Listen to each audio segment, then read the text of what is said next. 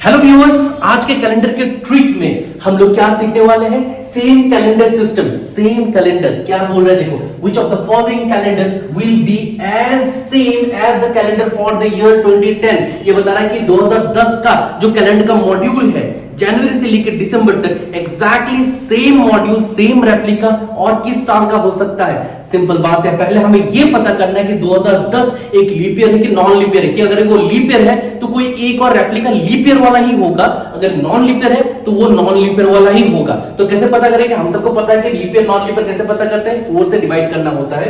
अगर हम लोग 2010 को अगर 4 से हम लोग डिवाइड करेंगे तो यहाँ पे देखो 4 5 20 आ गया है, यहाँ पे 10 दोनों को उतार देंगे तो एक 0 दे देते हैं, 4 2 8, यहाँ पे 2 रिमाइंडर रह गया, मतलब रिमाइंडर रहा, मतलब ये नॉन लीप ईयर है। लेकिन कौन सा रेप्लिका है ये कैसे पता चलेगा? मैं एक छोटा कोड देता हूं, उस कोड को आप याद रखना। आप हमेशा से क्वेश्चन को इजीली सेकंड्स में कर सकते हो। कोड क्या है? Let me show you the code. अगर रिमाइंडर 1 आता है तो आपको +6 करना है, +6 इस ईयर को करना है, मतलब 2010 +6 करना है अगर रिमाइंडर 1 है तो। अगर रिमाइंडर 2 है तो आपको +11 करना है, रिमाइंडर अगर 3 है तो आपको फिर से +11 ही करना है।